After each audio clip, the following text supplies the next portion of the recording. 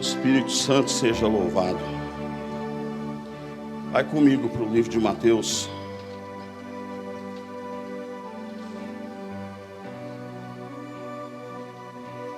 Capítulo de número 6.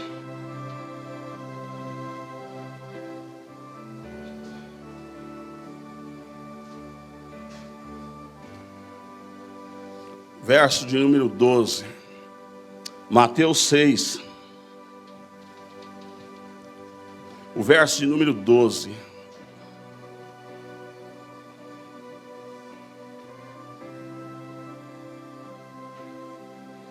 Até o verso número 15. Perdoa-nos as nossas dívidas, assim como nós perdoamos aos nossos devedores. Vocês.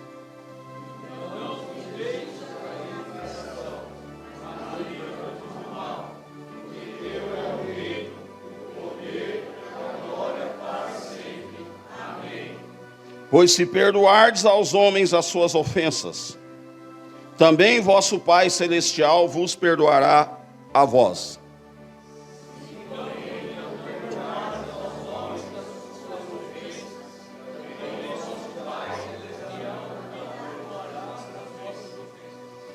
Amém. Agora vai para a segunda carta de Paulo aos Coríntios.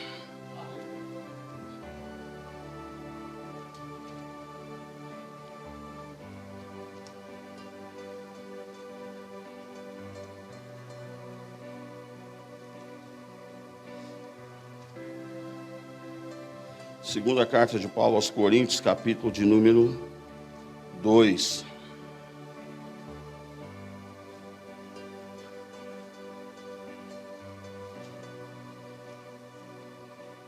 Verso de número 5. Até o verso de número 11. Se alguém me entristeceu, não entristeceu só a mim, mas para que não seja por demais severo a todos vós. Verso 6.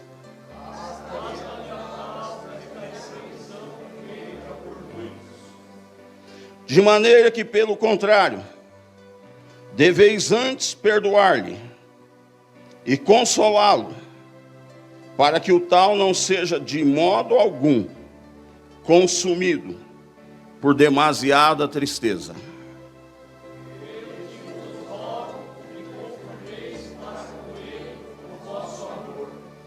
E para isso vos escrevi também, para por esta prova saber se sois obedientes em tudo.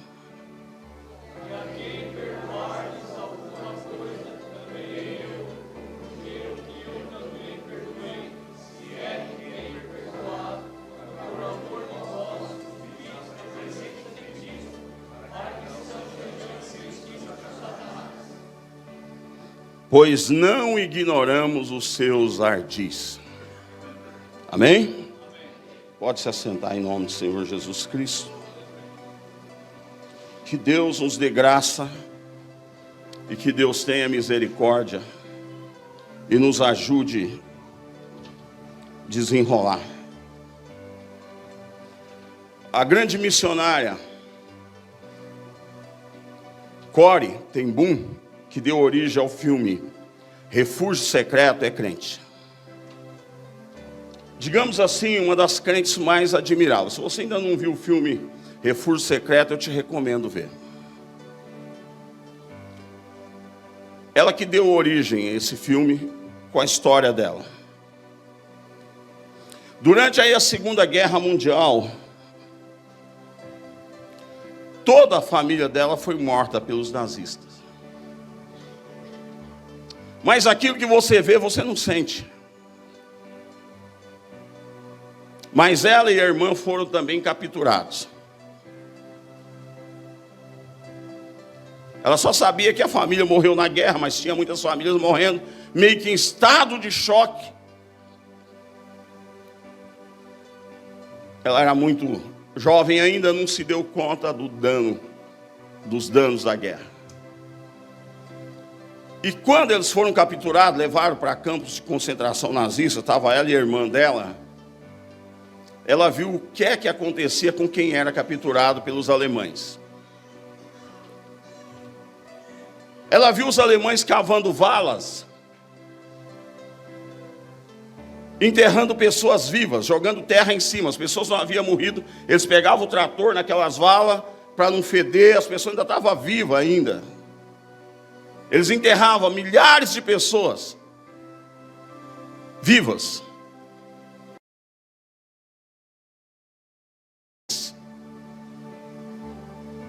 É fato, é história, não é invenção. Ela viu muitas mulheres com crianças no colo, ser mandada para a câmara de gás com o bebê no colo. Os alemães diziam que era para eles tomar banho, chegava lá, aqueles fornos superpotentes, os trancavam ali dentro, eles estavam aguardando algum chuveiro, eles desconfiavam que não tinha chuveiro nenhum, e o resultado era só os gritos das pessoas agonizando, porque depois de trancado eles soltavam o gás e deixavam mães com bebês morrer, enfim. A brutalidade foi terrível. Talvez você não saiba, eu vou tentar pegar leve para você não ter pesadelo à noite, mas uma das experiências que eles faziam muito, pensando em criar uma raça pura, que para eles raça pura era quem tinha os olhos azuis, era pegar agulha com tinta, furar o olho da pessoa sem anestesia e aplicar a tinta dentro do olho da pessoa. Os gritos de agonia eram terríveis. Se você acha que já viu tudo, você está equivocado.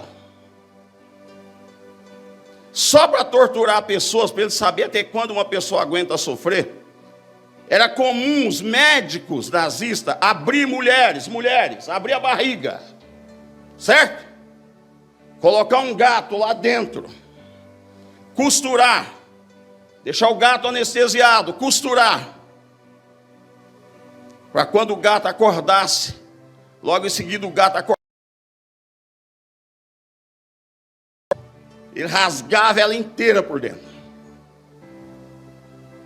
E eles se divertiam com aquilo.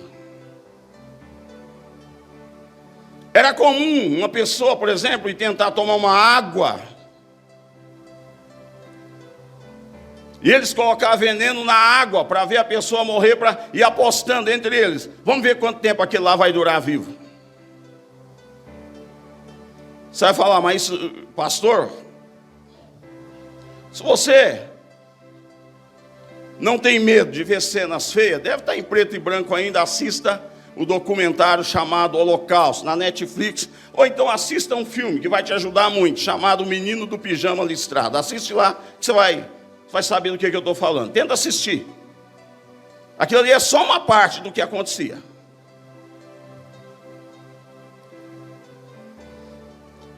Então, essa missionária, a qual eu me refiro, conta que a irmã dela, muito doente, magra, sem força, não conseguia mais trabalhar, aqueles trabalhos forçados que os nazistas os obrigavam a trabalhar, passando muito mal, tossindo muito, má alimentação, caindo o tempo todo. Ela viu quando um comandante nazista viu a irmã dela, magra, seca, tentando se levantar e não conseguia, e o cara começou a espancar a irmã dela, espancar, bater, e alguns relatam que ele batia com tanta fúria, com chicote, que o olho da irmã voou para fora, de tanta agressão que ele batia, o olho dela pulou para fora, e ele não parou de bater, ele foi batendo até a irmã dela morrer. E ela conta que naquela hora ela sentiu gosto de sangue na boca.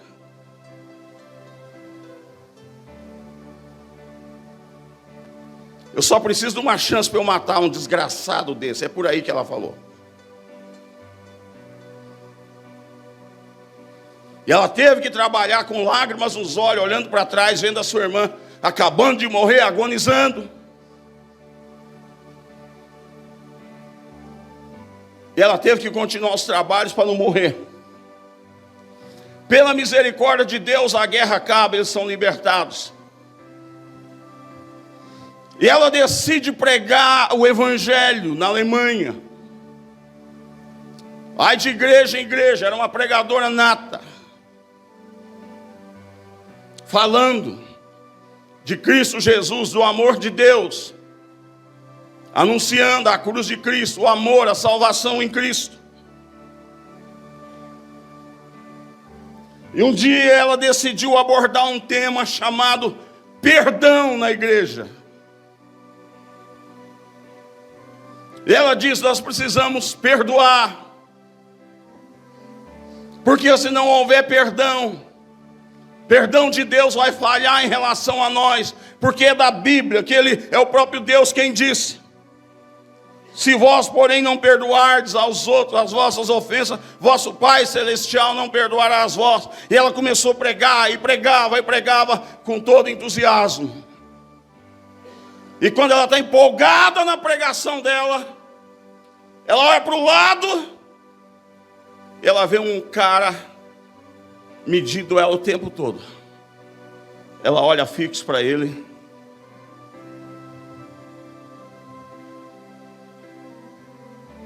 O coração dela dispara. Ela meio que quer fingir que aquilo não é o que ela está pensando, mas é. Quem é que estava na fila lá do canto? O cara que havia matado toda a sua família, inclusive a irmã dela espancada, pisou na cabeça da irmã, ao ponto dos olhos sair para fora.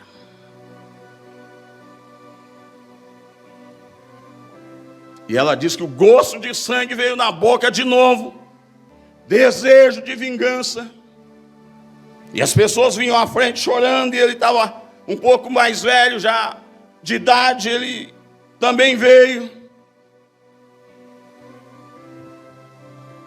O homem olhou para ela e falou: eu vi você contando tudo que aconteceu com a sua família. A morte, o destino cruel que eles tiveram. Você sabe que fui eu que matei sua família. Ela olhou e falou: eu sei. Ela disse que ele estendeu a mão para ela e falou: me perdoa. Ela encolheu a mão. E na hora que ela encolhe a mão, o Espírito Santo fala para ela: agora é uma hora decisiva na sua vida. Cristianismo tem muita gente que fala. Cristianismo tem muita gente que bate o pezinho no chão e diz que ama o Senhor. Cristianismo está cheio de gente que diz que quer parecer com Cristo, que quer ser mais igual eu. Se você falhar agora, não diga que eu não te dei a oportunidade. E ela imediatamente estende a mão para ele e diz: considere-se perdoado. E houve pranto, porque a história se espalhou, houve avivamento. Mega de uma missionária, jornais atrás para querer saber mais detalhes, enfim. Resultado, me parece que o nome do filme é esse mesmo, Refúgio Secreto. Depois você dá uma olhada aí. Certa vez, eu estava conversando com meu irmão, eu já contei isso aqui para o pessoal deu risada. Eu disse para ele o seguinte: você é um cara meio metido a filósofo. Me fala alguma coisa acerca de mágoa, raiva, ódio. Ele disse para mim: Oswaldo, é mais ou menos assim. Guardar mágoa é a mesma coisa que beber veneno esperando que o inimigo morra.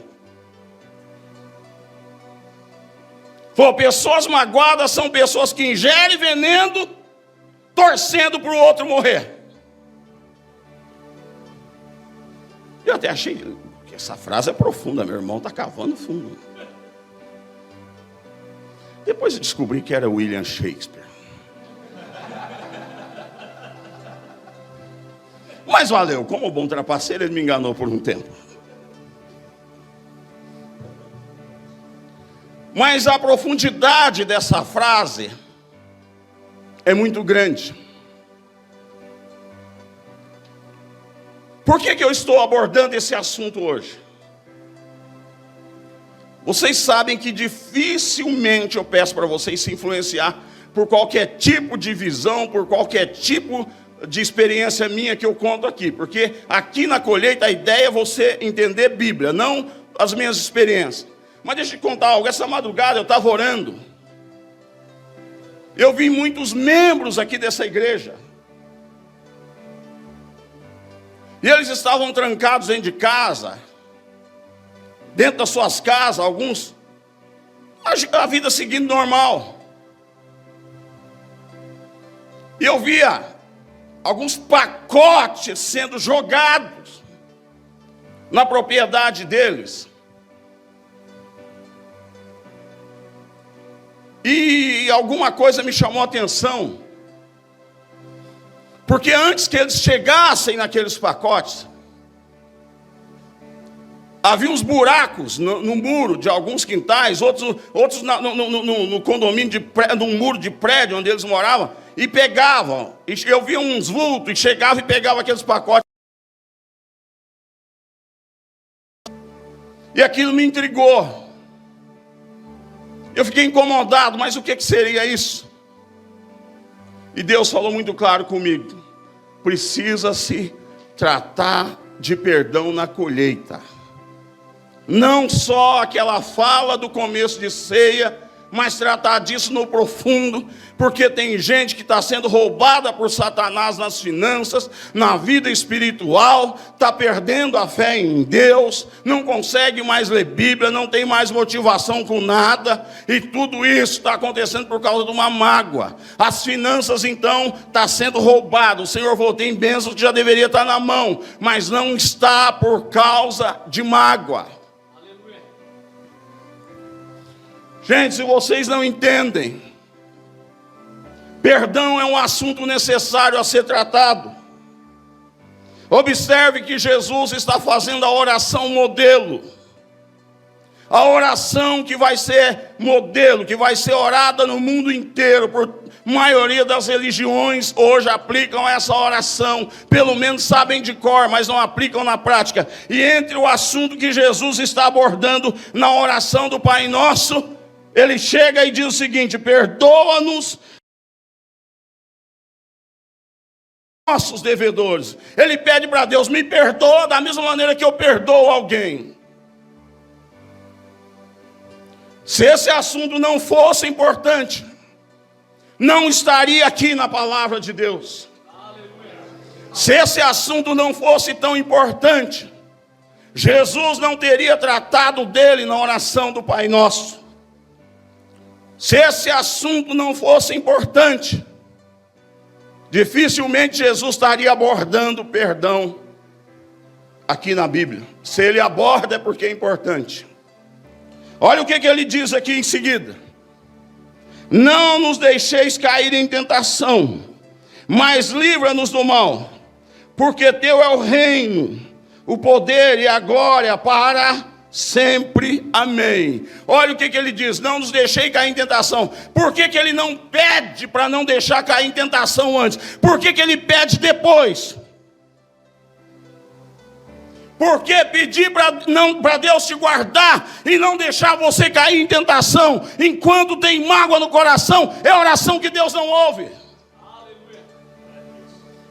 Tem muita gente lutando contra a tentação nas igrejas, mas ninguém explica para eles que o agravo da tentação é mágoa. E se não for abordado esse assunto, você morre. Não havendo perdão, não haverá livramento da tentação. Não havendo perdão, não haverá livramento do mal. Diga para alguém do seu lado: o assunto é sério. E você às vezes acha que eu estou brincando, fala: não, peraí, pastor, quer dizer que se eu não perdoar não tem livramento do mal? Peraí que tem a segunda parte, eu vou te mostrar na prática. Vou te mostrar na prática, você batendo o pezinho no chão e dizendo que o diabo está embaixo do seu pé. Vou te mostrar na prática ele dormindo do seu lado. Tem igreja que eles batem o pezinho e dizem: aqui na nossa igreja Satanás não vem. Lê o livro do profeta Zacarias, no capítulo 3. Ele não só entra na igreja, como sobe no altar. Fala para alguém do seu lado: está magoado? Fala assim: aguenta firme. Deus hoje vai te curar da raiva.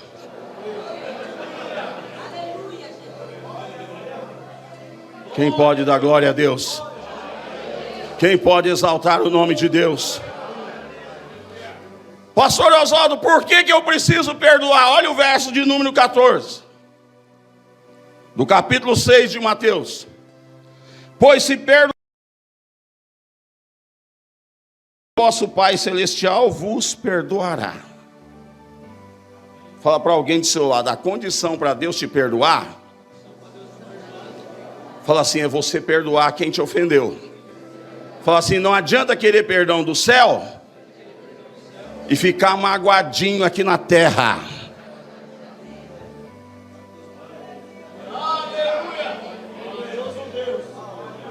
Quer que eu continue, não? Tem certeza? Não vai querer me processar? Se quiser, ofereço essa dupla para vocês. Processa eles no meu lugar, porque eu não tenho mais idade para isso. Agora olha Jesus confirmando o que eu estou falando.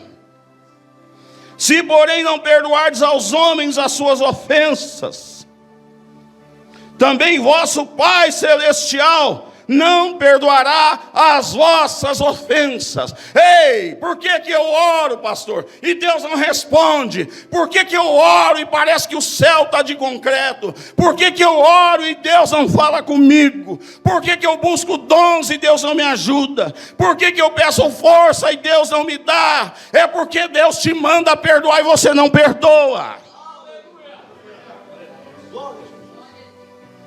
É porque Deus te manda se livrar da mágoa e você não se livra. E aí Deus tem que gastar um culto de domingo desse para bater pesado, para abrir os olhos da igreja dele.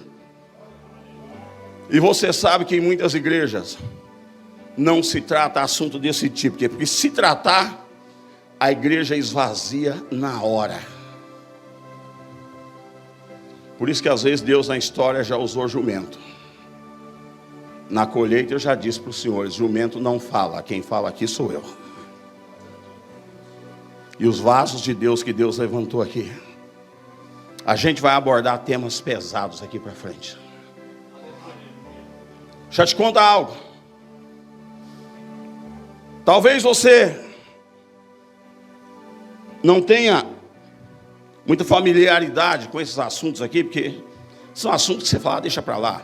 A pessoa mexeu comigo, não quero que chegue perto de mim, não chego perto dela. Vou te contar algo. Porque se eu contar dos outros, vai ficar esquisito. Eu quero contar de mim.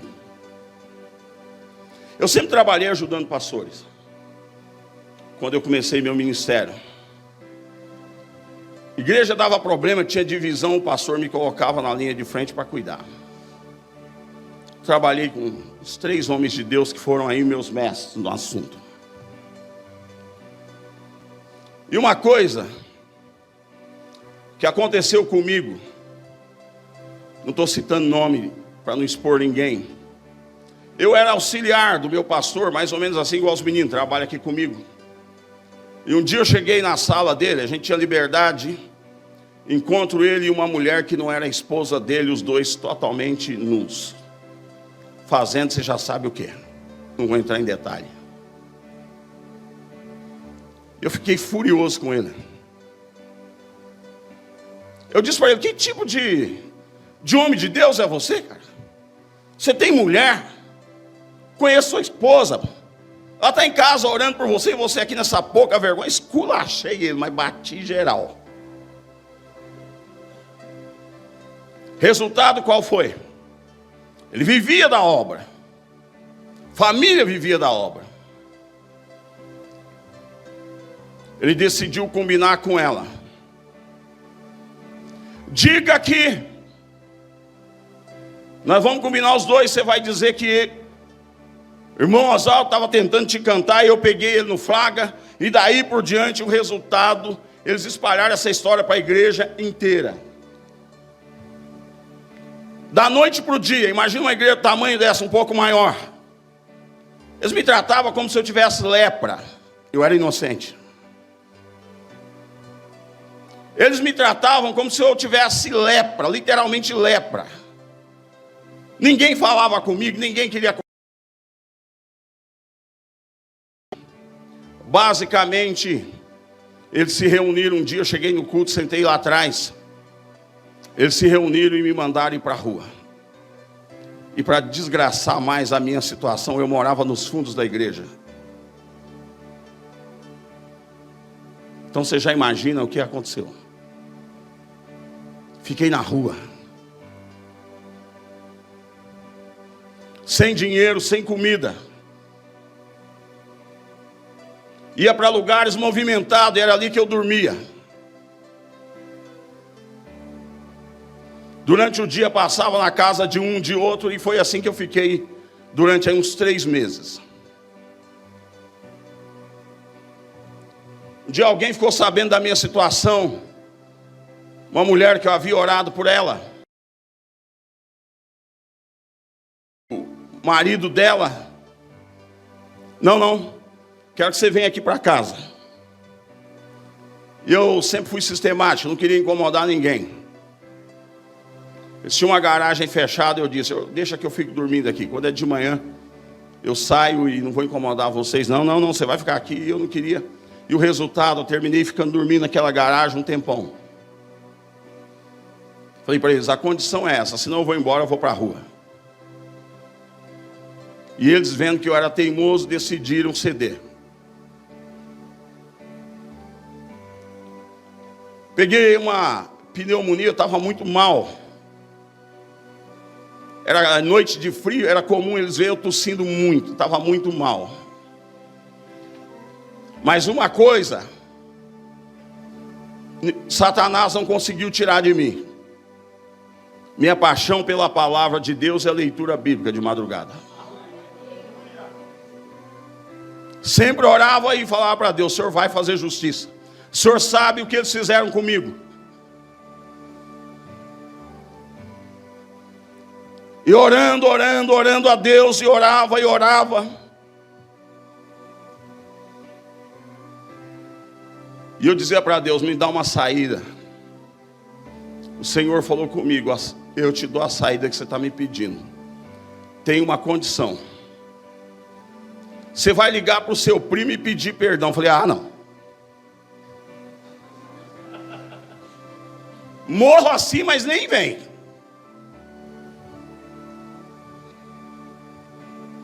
Continuei orando. E Deus não falava nada. Passou um tempo. O Senhor falava comigo. Até quando você vai aguentar nessa situação? Está se alimentando mal. Você está sem emprego. Você era agente de segurança, você tem que voltar para a academia, passar um tempão treinando. Para você voltar a fazer o que você fazia, até quando você vai continuar assim? Liga para o seu primo e pede perdão para ele. Eu disse, não vou nada. Está na Bíblia. Se o seu irmão pecar contra você, ele vem até você. Ele tem que vir até onde eu estou. E se o Senhor que escreveu a tua palavra, eu quero que o Senhor me confronte aqui, no texto. Porque eu estou cansado desse sonho. Eu estou achando que é Deus, não tem mais Deus nesse negócio, não. De madrugada ele falou comigo, escuta. Você está dizendo para mim que você não está no nível do certo e do errado. Está no nível de ficar parecido com Jesus. Eu tenho visto crentes batendo o pezinho no chão e dizendo para as outras pessoas, olha, o diabo está embaixo dos meus pés. Ele está embaixo dos seus pés. Quem é que você acha que mantém essa mágoa aí no seu coração? Aleluia. Vou te ensinar 2 coisas que o diabo não faz. Se você fizer, você vence ele. Diabo não ama e não perdoa. Diga para alguém do seu lado: não ama e não perdoa. Fala assim: se você quiser ganhar a batalha, vencer o diabo, mas vencer dentro das regras, fala assim: aprenda a amar e perdoar. Glória a Deus. Ou você acha que cantar no louvor, você impressiona alguém porque você é do louvor? O que o diabo fazia antes de ser diabo? Qualquer pessoa sabe, ministro de louvor. Se você acha que o diabo não ora, você está equivocado. Se você acha que o diabo não crê em Deus, você está equivocado, ele crê. Tiago fala isso: crê tu que há um só Deus? Faz bem, porque o diabo também crê e estremece.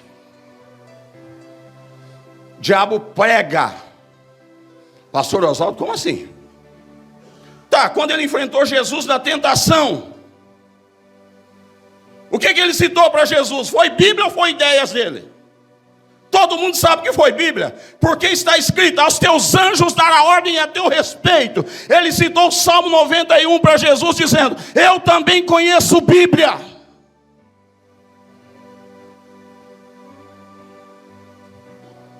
Mas por que ele não conseguiu vencer Jesus?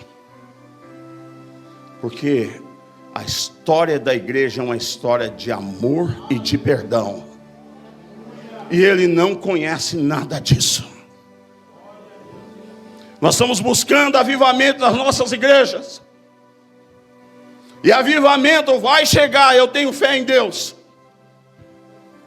O dia que aquele que está com ódio do outro parar de fingir e olhar para outra pessoa e dizer: escuta, eu te odeio, mas já chega. Agora é hora de perdão, porque a nossa história é uma história de perdão. Ou a gente se perdoa, ou o diabo vai manter os dois presos.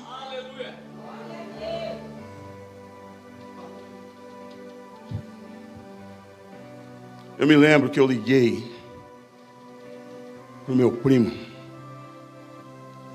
pedi perdão para ele, falei com ele. Em seguida, parecia brincadeira, mas parecia uma nuvem de prosperidade vindo sobre a minha vida. Chegava oferta para me ajudar de todos os lugares.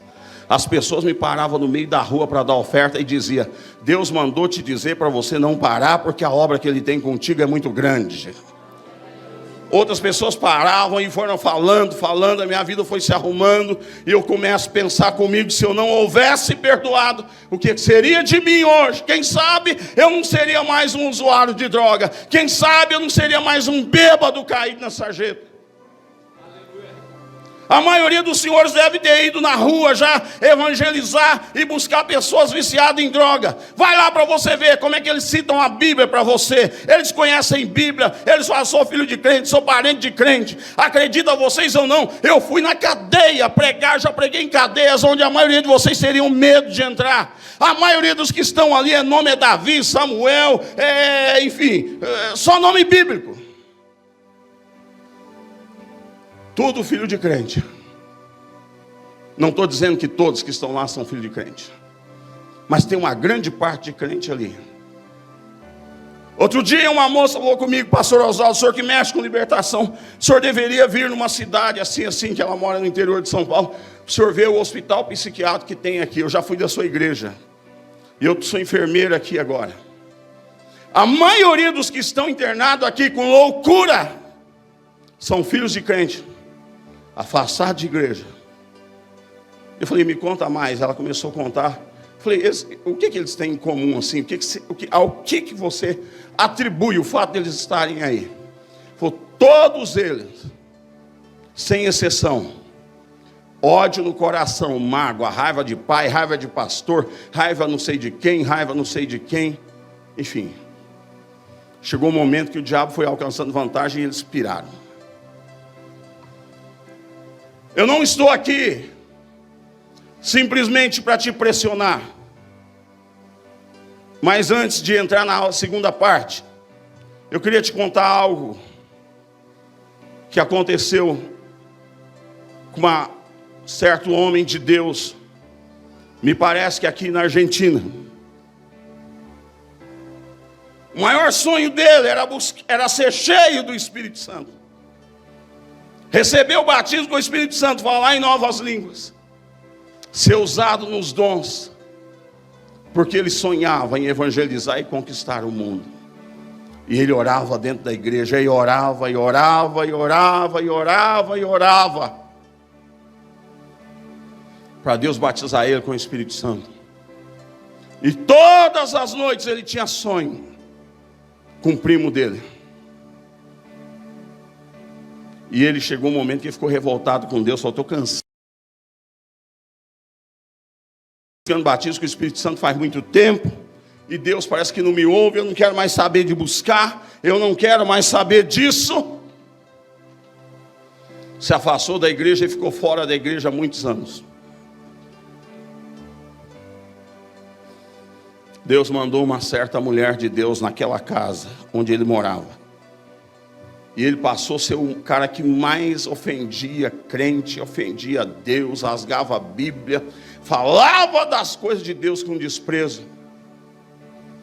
Até o dia que o Senhor dos Exércitos enviou essa velhinha lá para falar com ele. E a mãe do rapaz disse para ele, para a velhinha: a senhora não deveria nem chamá-lo. A senhora quer falar com quem? Eu quero falar com o rapaz, o nome dele é assim, assim, assim. E a mãe do rapaz falou: não. A senhora não deveria nem fazer, porque a senhora tem jeito de ser crente e ele não gosta de crente. E ela falou: mas Deus me mandou aqui. Não, mas eu não quero fazer isso.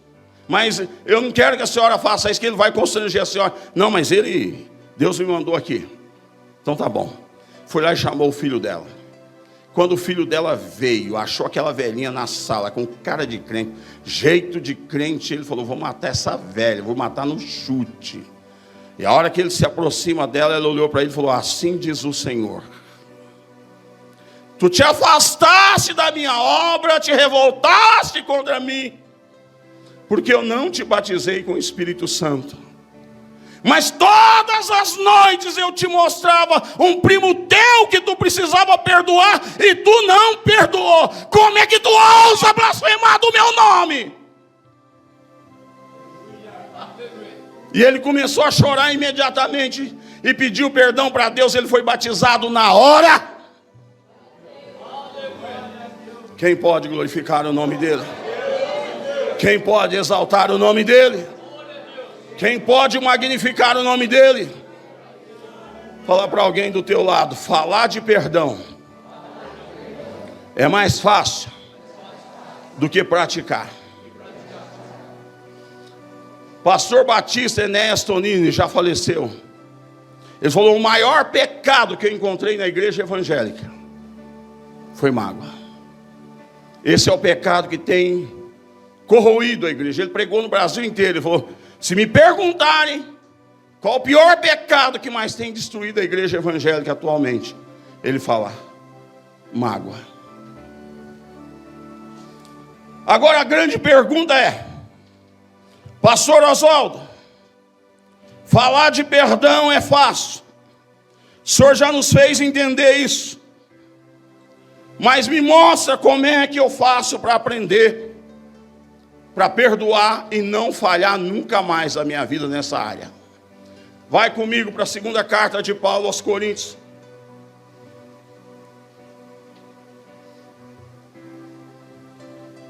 Capítulo 2, que você leu comigo lá. Do verso 5 até o verso 11. Olha para mim aqui. Quando você for ler sua Bíblia, para você entender o que está acontecendo aqui, ok?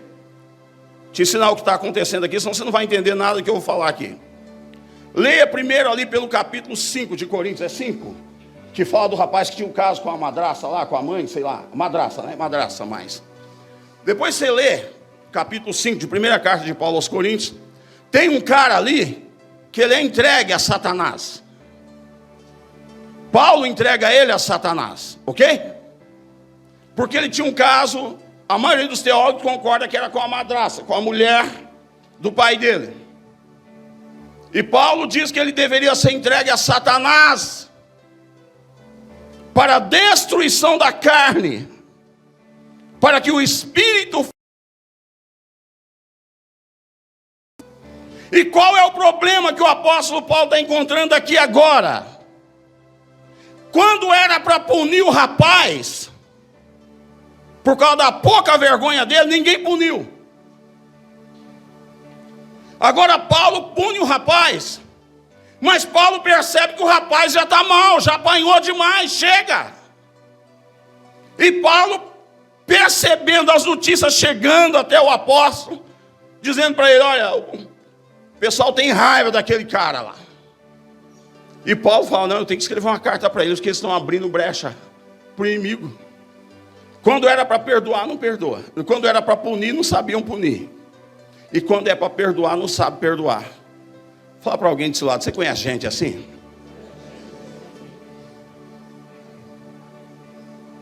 Fala assim: é exagerado em tudo. Fala assim: você conhece pai desse jeito? Fala assim: quando tem que corrigir um filho, ele não sabe corrigir, ele bate, ele quer matar. E ele não dá mais chance para a pessoa chegar perto dele. Você conhece alguém assim?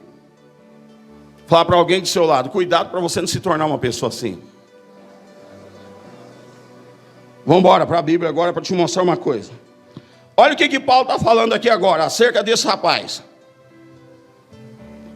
Se alguém me entristeceu, não entristeceu só a mim, mas para que não seja por demais severo a todos vós. Basta-lhe ao tal esta repreensão, feita pela maioria.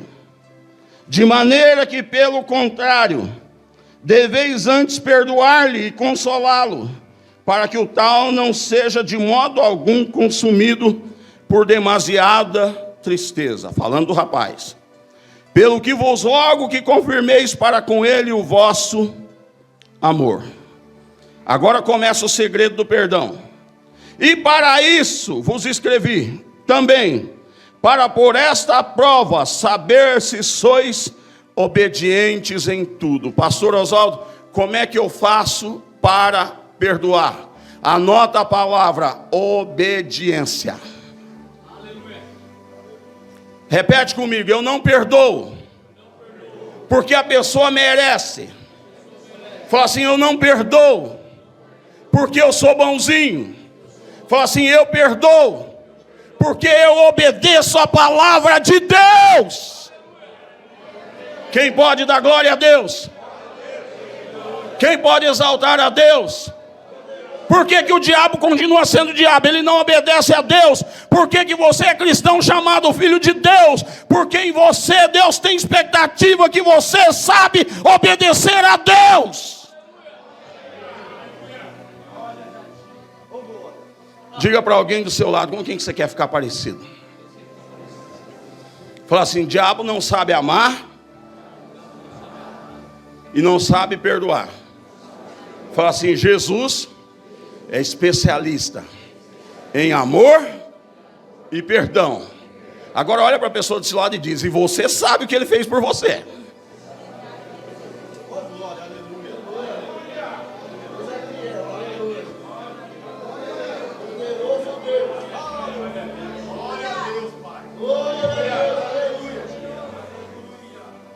Imagina se Jesus dissesse: você não está mais perdoado. Todos os seus pecados estão vivos diante de mim, eu te mandar para o inferno. Fala para alguém do seu lado: o negócio é ruim. Aleluia. Quem pode glorificar o nome dele? Quem pode exaltar o nome dele? Ninguém perdoa, olha para mim aqui, porque é bonzinho. A gente perdoa porque a gente obedece a Deus. Você acha que os homens da Bíblia não tinham vontade de acabar com a raça de quem ofendeu eles? Você acha mesmo isso? Mas por que que eles venceram a mágoa, venceram a raiva? Por amor à palavra de Deus. Eu estou pregando e eu sei que o Espírito Santo está falando comigo. Tem gente aqui que vai orar, nem consegue orar, dorme, dá sono para ler a Bíblia. é um peso nas suas costas, parece que você está carregando o mundo. O Senhor está te curando de mágoa. Você vai a partir de hoje resolver ter um coração mais bondoso, tirar isso do coração, porque Satanás está alcançando vantagem. Escuta o que eu estou falando, alguém essa semana vai receber um sinal de Deus. Tem prosperidade, tem bênçãos de Deus que já deveria estar na tua mão, não está por causa de mágoa. E Deus está dizendo que o inimigo está encontrando brecha na cerca, mas Deus hoje está mandando uma palavra para costurar e fazer uma cerca nova. E eu começo a pregar, e eu estou pregando, e eu sinto que parece que uma nuvem de forças malignas dizendo: por que você não para com essa pregação? Por que você não para com isso? Está me irritando. Satanás, fique nervoso o quanto você quiser, mas aqui tem Bíblia.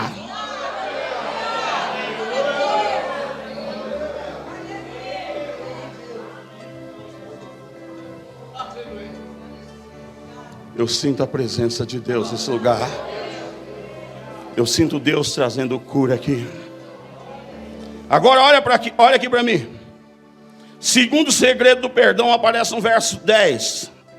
E a quem perdoardes alguma coisa, também eu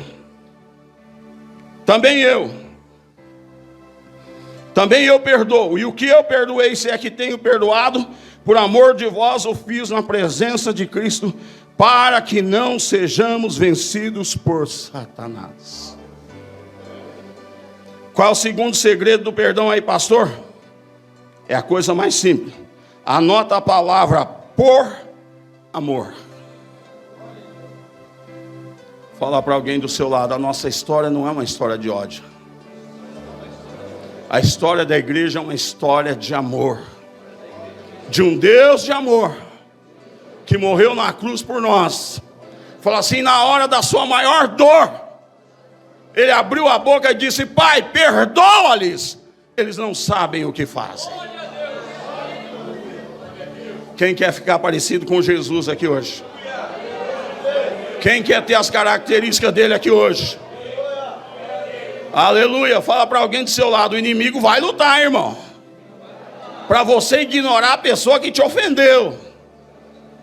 Mas você vai perdoar, vai orar por ela, vai encontrar uma oportunidade e vai fazer isso em nome de Jesus. Olha para mim aqui. Por amor de vós o... Agora, por que Paulo fala, escrevendo para os Coríntios, ele fala por amor de vós? Por que ele não fala por amor de mim? Porque Paulo não era bobo. Ele sabia que guarda-mágoa era trazer o diabo para dentro de casa. E ele sabia que o diabo estava encontrando vantagem na igreja de Corintos por causa de raiva. Eu vou dar uma alfinetada de leve.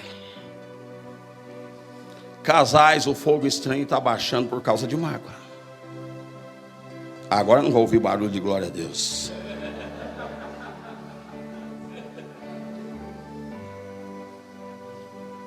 Minhas queridas, a ordem é crescer e multiplicar.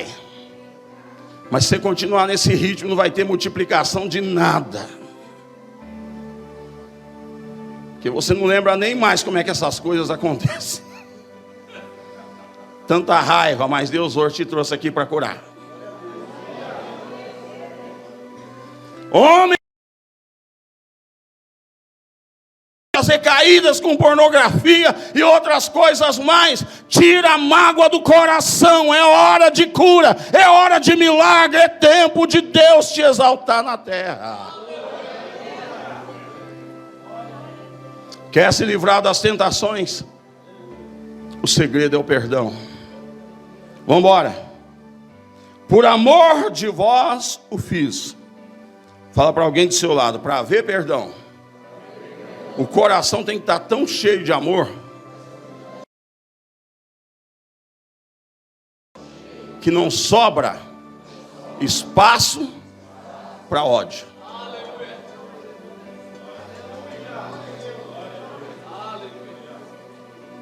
Como eu disse para você, Paulo escreve, porque ele percebe: se eles não perdoar, a igreja que eu plantei em Coríntios vai ser destruída por causa de um negócio simples: mágoa. repetir aquela frase do Shakespeare, a qual meu irmão João Batista se apropriou. Mas eu queria pedir para você, me faz um favorzinho aí. Aponta para alguém do seu lado e diz assim: guarda a mágoa. É como alguém que bebe veneno, esperando o outro morrer. Fala assim: você não desconfia que quem vai morrer é você?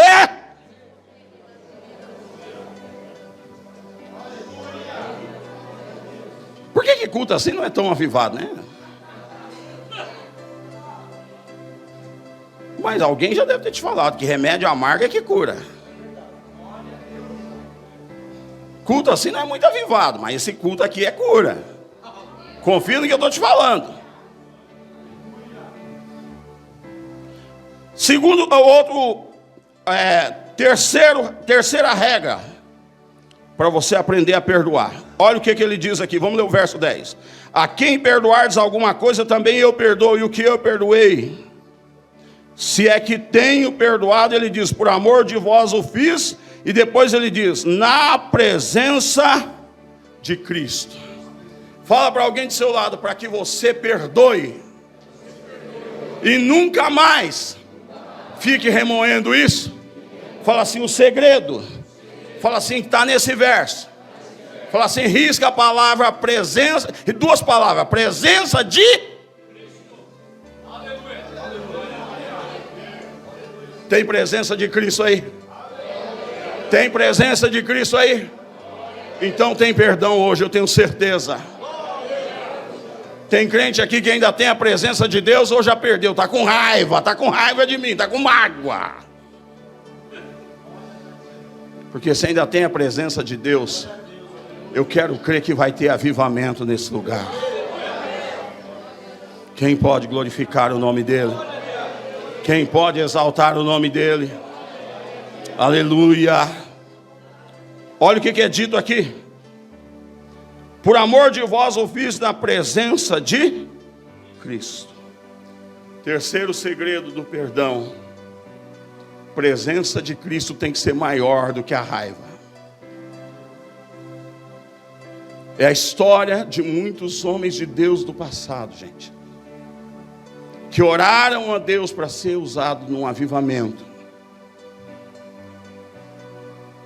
Todos que você lê biografias vão que é uma das áreas que Deus mais tratou com eles, foi na questão da mágoa. E tem um homem de Deus, que a história dele é tão grande, das histórias mais lindas. Depois vou ver se eu posto lá no status do meu WhatsApp, vocês dão uma olhada lá. Só vou confirmar no livro se é isso mesmo o nome dele. Me parece que é David Livingstone. O cara era tão usado por Deus, mas tão parecido com Deus, que ele foi missionário na África. Ele era inglês. Ele era tão usado por Deus, e ele tinha tanto amor pela obra de Deus, que os africanos confundiram ele com o próprio Jesus. Quando ele ia pregar acerca de Cristo na África, os africanos falavam, não, você está falando de você. Você está falando de você, por quê? Ele dizia que Jesus curava, ele também curava. Ele dizia que Jesus ressuscitava, ele também ressuscitou pessoas na África. Ele dizia que Jesus amava, ele também amava demais. Então eles achavam que ele estava pregando dele mesmo. E me parece que quando ele morreu, a Inglaterra reivindicou o corpo dele lá. E o pessoal, o governo da África falou, não senhor, ele nunca foi inglês, ele sempre foi africano. E começaram uma disputa. E chegaram a um acordo. A gente manda o corpo para a Inglaterra e enterra o coração dele aqui, porque o coração dele morava aqui. Nós queremos a presença de Deus. Queremos ser cheio de Deus. Queremos avivamento. Deus vai trazer. Mas primeiro a mágoa tem que ser removida de uma vez por toda, para que a igreja de Deus sare, para que os crentes parem de ser roubados e que Satanás não alcance vantagem. Terceira, a quarta regra para você perdoar, e se essas não funcionar, meu irmão, seu caso é grave. Na presença de Cristo, olha a próxima estação: para que não sejamos vencidos por Satanás. Fala para alguém do seu lado: se tudo que foi ensinado hoje não funciona, fala assim, o pior Paulo deixou para o final, ignorou os outros. Fala assim: a próxima estação é encontrar Satanás na sua vida. Alguém quer a visita dele aí? Alguém quer a visita dele aí? Quem quer a visita de Jesus aí? Quem quer a visita do inimigo aí? Ninguém, né? Então Paulo está deixando claro: se não fizer o que eu estou falando, Satanás vence a igreja, vence vocês, vence a mim, vence todo mundo. O segredo para matar esse bicho, para tirar esse bicho de perto de vocês, é amar e perdoar. Agora, o problema nosso é que a gente, quando fala de amor e perdão, a gente quer impor condições para perdoar. Vou te contar uma história rápida, que isso aqui foi uma introdução, mas que vai te ajudar. É conhecida de todo mundo a história daquele professor de escola bíblica dominical, de uma família muito nobre, muito nobre. Eu não sei se no Rio de Janeiro ou em Vitória. O pai dele é dono de shopping, né? É dono de um shopping, e cria aquelas lojas para o pessoal, aluga aquelas lojas lá para o pessoal colocar loja de roupa, de restaurante, enfim. E como a família é muito nobre, esse rapaz decidiu usar recursos dele, pegar crianças carentes, dar comida, alimentar e levar e mandar várias vans buscar para dar aula de escola bíblica dominical. E ele sempre obteve sucesso. Muita gente ia, muitas crianças, e todo mundo gostava dele. Até os traficantes protegiam ele, porque via que o trabalho que ele fazia era relevante. Então ele entrava na favela, saía a hora que ele queria. Ninguém nunca planejou um sequestro, mesmo sabendo que ele é milionário, porque amavam ele, via sinceridade no que ele fazia. Um dia um dos alunos dele desaparece da escola bíblica dominical. E ele conversa com alguém aqui, viu meu aluno tal, alguém. O professor, ele não está vindo mais. Não está vindo mais. Por que ele não está vindo? Ele está com vergonha, porque ele falou que a igreja é muito chique e ele não tem roupa para vir na escola bíblica. Foi lá no shopping do pai dele, nas lojas lá, comprou bastante roupa, número do garoto, tênis, comprou tudo e foi para a favela levar, e todo entusiasmado. E quando ele está subindo, ninguém sabe de onde veio uma pedra e racha a cabeça dele. Ele cai na lama, com as sacolas todas, sangue para todo lado. E começa uma corrida contra o tempo para não deixar o rapaz morrer. Ele está quase entre a vida e a morte. Chega ao resgate, leva correndo e vai, leva para o hospital. E aí a igreja orando, todo mundo orando, a favela, os crentes da favela orando, todo mundo orando para ele não morrer. Depois de muita luta, muito tempo, ele acorda. E ele acorda e vê a mãe dele milionária lá, que é uma mulher de Deus, mas de joelho lá com a Bíblia na mão. Deus, traz ele de volta para mim. E ele acorda, ouve a oração dela, senta na cama e ela não vê que ele está lá. E ele continua orando. Ela continua orando, melhor dizendo. E daqui a pouco ele fala: mãe. E ela olha para trás e vê ele sentado na cama: filho, pelo amor de Deus, deita aí, deita aí. Não, mãe. Calma. Mas por que a senhora está falando todas essas coisas? Para Deus me trazer de volta. Eu tomei uma pedrada, mas eu já estou bem. Falou: não, filho, você acha que está? Você entrou aqui em dezembro. Já faz 4 meses que você está em coma.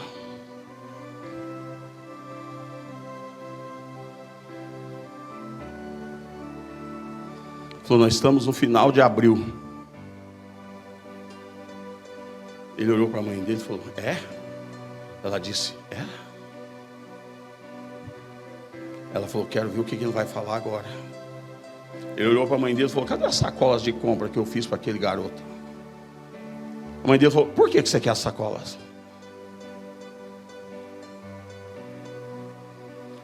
Porque eu quero sair daqui e levar a sacola de volta lá para ele. Ah, mas você não vai. Mas não vai mesmo. Mãe, não tem negócio, eu vou. Não vai. Aí chamou o médico não vai. Ele falou: eu vou, doutor, eu vou. A mãe falou para o doutor: o que eu faço? O doutor falou: eu conheço vários home officer, que é aqueles enfermeiros que trabalham cuidando de paciente. Falou: eu vou pedir para ir na ambulância com ele. E espera eu sair do plantão, que eu também vou na ambulância, porque o caso dele é muito grave. Eu tenho medo que ele morra lá, porque ele ainda está mal. Montaram a ambulância, pegaram as sacolas de roupa, tudo que ele havia comprado, algumas sujas de barro ainda. Puseram na ambulância. Quando ele viu a sacola, começou a dar risada, todo contente. E aí vai a comitiva, os seguranças do pai, todo mundo lá na favela, lá, os policiais de escolta, aquela coisa toda. E ele desce: deixa que a gente entrega. Não, eu vou levar. E com muito custo, subindo, com muita dificuldade, numa cadeira de roda, né? E às vezes ele queria descer, teimoso, andando, e a favela inteira parada, olhando para ele, olhando assim, hipnotizado, olho no olho, vendo ele com aquela sacola. De vez em quando ele cambaleava, parecia que ia cair. O rosto todo deformado, mas o rosto todo deformado, inchada a cabeça. E ele vai caminhando. E ele vê um dos seus alunos lá na favela correndo, olhando para ele, e falou: você sabe onde fica a casa do garoto lá? Sei sim, professor. Você me leva lá? Levo. Aí levou, coisa e tal. É aqui a casa dele. Chegou lá, conversou com o garoto, com o pai dele, deixou as sacolas, deixou alguns trocados lá, um dinheiro para a família, que estava família muito pobre. Falou: eu te aguardo domingo na escola bíblica dominical. O garoto olhava para o pai, olhava para ele, olhava para o pai, olhava para ele. E ele disse para o garoto: que foi? E o garoto ficou em silêncio. E o pai olhando para o garoto, fixo. Falou: bom, estou indo embora. Foi. Com muito custo desceu, entrou na ambulância. Aquela comoção, a favela inteira chorando, de ver o sofrimento dele. E quando ele, na verdade, ele ainda não tinha saído, quando ele estava entrando na ambulância, o pai do menino chega com a sacola e falou: professor, me perdoe. O senhor me permite fazer uma coisa? Permito. O que aconteceu? Posso devolver os presentes? Falou: não, mas o presente é para o seu filho. Falou: mas meu filho não merece. Sim, mas isso não muda nada, é para ele. Mas por que você está dizendo que ele não merece? Porque foi ele que rachou sua cabeça. O senhor não sabia disso. A pedrada que o senhor tomou foi ele que afundou o seu crânio. O professor olhou para o pai dele, calmamente, viu o garoto lá em cima olhando para ele e disse: olha, pai, ele pode não merecer, mas ele precisa. Dê os presentes dele, que eu espero ele na escola bíblica dominical.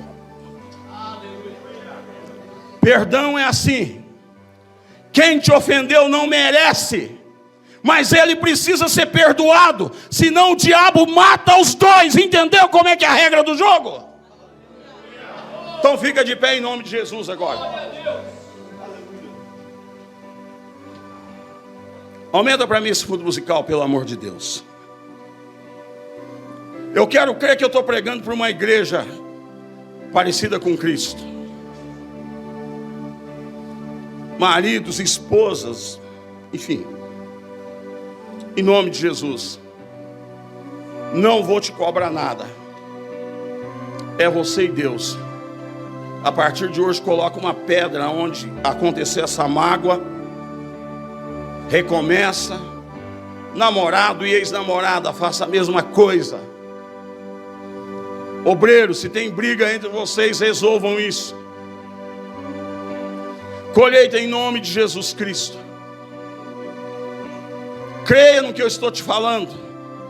Essa madrugada Deus me mostrou bênçãos que já era para estar na sua mão. Não está por causa de mágoa. É a hora, ou você ganha essa guerra, ou o diabo vai dizer: nada de perdão, porque você parece comigo. Mas eu tenho certeza que o Espírito Santo está falando no coração de pessoas aqui. Trate de perdoar, porque você é parecido comigo. Então agora você vai fechar os seus olhos. Eu quero que você ache todos e todas as pessoas de quem você tem mágoa, raiva, ódio, você tem vontade de matar. Você vai começar a perdoar eles agora. Quantos filhos, meu irmão, deixaram o pai morrer com mágoa? Como é que pode isso? Quantas pessoas, a pessoa está doente no hospital com câncer. Eu vi isso aqui acontecer nessa casa. Eu falando com as pessoas: ó, você tem uma diferença com aquela pessoa, vai lá, o caso está muito grave. Pessoas relutando para não ir, irmãos. Eu nunca vi isso. Eu falei: Deus do céu, nunca vi isso na minha vida, tanto ódio. E o Senhor falou: depois você fica perguntando por que essas pessoas estão com a vida travada e o inimigo ganha vantagem. Que Deus abençoe, que essa igreja seja parecida com Jesus. É você e Deus agora. É você e Deus agora. Dirceu, vem para frente. Vanessa, Mário, vocês vão orar aqui enquanto a igreja começa a fazer isso. E se Deus tocar no seu coração, você tem que sair do seu lugar, ir até onde tem alguém que você tem mágoa, não importa, vai lá e acerta isso.